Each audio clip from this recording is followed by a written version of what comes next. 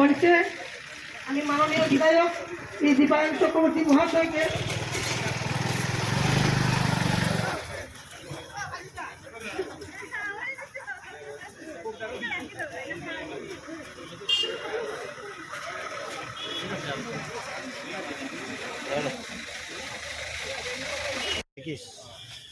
এসডিওর জ্বর এই জরুর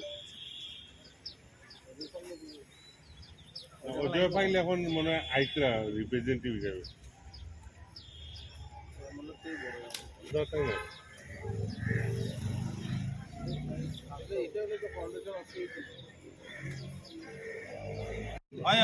तेरा आता रे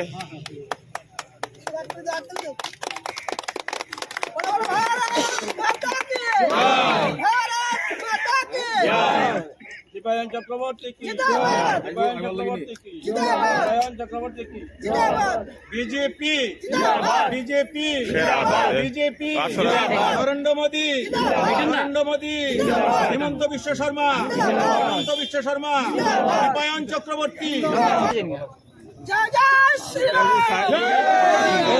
জয় জয় শ্রীরাম, জয় জয় শ্রীরাম।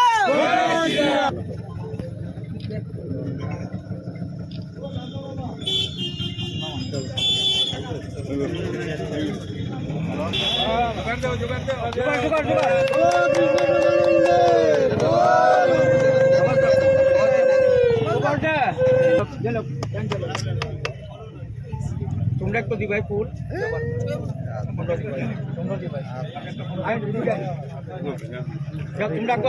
না তোমরা দিতে চাই তো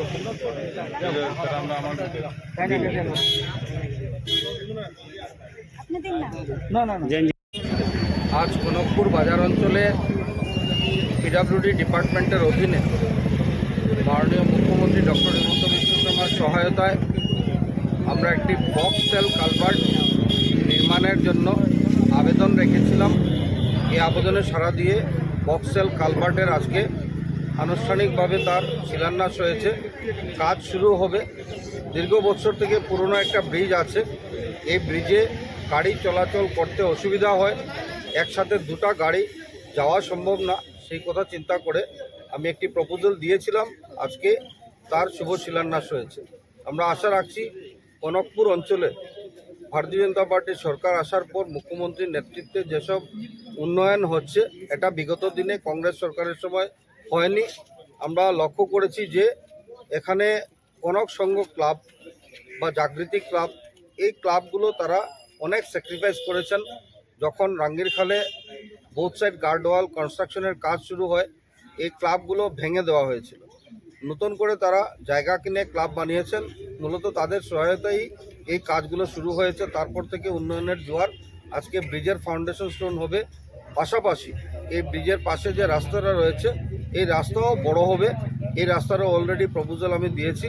আমি আশা রাখছি যে উইন্টার সিজনে গোপাল আখড়ার গল্লি, আমাদের কনক এই গার্ডওয়ালের যে কাজটা রাঙ্গিরখালের উপর, আজকের এই ব্রিজটা, আর নেতাজি স্কুল থেকে কনক সংঘ পর্যন্ত, কনক বাজার পর্যন্ত এই বোথ সাইডের রাস্তাটাও কাজ সম্পন্ন এই উইন্টার সিজনের মধ্যে হবে।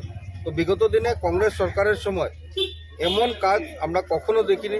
আমিও ছোটোবেলা থেকে এই শহরে বড় হয়েছি, কিন্তু এত কাজ আজকে একসাথে আমরা করতে দেখিনি। 40 লক্ষ টাকা ব্যয়ে এই যে বক্স কালভার্টটা সম্পন্ন হওয়ার পর এখানে মানুষের যে আগের দিনে যে কনজেশন ছিল, ট্রাফিক কনজেশন, সেই কনজেশন অনেকটা লাঘব হবে আর মানুষের একটা সুফল আপনারা পাবেন। আমরা সবসময় দেখি যে কনকপুর বাজার অঞ্চলে অনেক কনজেশন হচ্ছে, সেই কথা মাথায় রেখে বোথ সাইডের যে আমরা রাস্তা যে কনস্ট্রাকশন করতে যাচ্ছি, সেই রাস্তাটাকেও ডিমার্কেশন করে যাতে রাস্তাটা বড় হয় তারও উদ্যোগ নেওয়া হয়েছে। আজকে আপনারা লক্ষ্য করেছেন যে শিলচরের বিভিন্ন জায়গায় এভিকশন প্রসেস চলছে। এই এভিকশন প্রসেস চলার জন্য 50 ফুটের রাস্তা 90 ফুটে রূপান্তরিত হয়েছে। তো ভবিষ্যতে এই শিলচরকে সুন্দর করার জন্য শিলচরবাসী সকলেই অসাধারণ সহযোগিতা করছেন, যার জন্য মাননীয় মুখ্যমন্ত্রী নেতৃত্বাধীন সরকার আজকে ডেভেলপমেন্টের দিকে অনেক পা এগিয়ে গিয়েছে। দাদা টাকা ব্যয়ে এই কাজ হবে বক্সেল কালভার্টটা। আর কত ফুট লম্বা লেন্থ? যেটা ড্রয়িং এসছে এই ড্রয়িংটা আবার হয়তো একটু দেখতে হবে ড্রয়িংটা কী আছে। এখানে যে লোকালিটির যেটা ডিমান্ড রয়েছে সেই ডিমান্ড অনুযায়ী ওনারা দীর্ঘ বছর থেকে দেখছেন এই যে এক্সিস্টিং যেটা পুল রয়েছে, এক্সিস্টিং পুল দিয়ে গাড়ি টার্নিং নিতে অসুবিধা হয়। তো এটাকে এই সমস্যা যাতে আগামী দিনে না হয় তার জন্য আমি আজকে ইঞ্জিনিয়ার সাহেবকে আরেকবার অনুরোধ রেখেছি, উনি এসে ডিজাইনটা যাতে ড্রয়িংটা ফাইনাল করে দিন। বর্তমানে যে ড্রয়িংটা রয়েছে সেখানে আমরা লক্ষ্য করেছি যে 5 মিটার বাই 3 মিটার যে পুলের যে মাপ যেটা রয়েছে বক্সেল কালভার্ট, এইভাবে 3টা স্ট্রেচ রয়েছে। তো যদি দেখুন তাহলে টোটাল 15 মিটার বাই 5 মিটার সেই বক্সেল কালভার্টটা হবে, কিন্তু এটা ডিজাইনটা একটু মডিফাই হওয়ার সম্ভাবনা রয়েছে। এক্ষেত্রে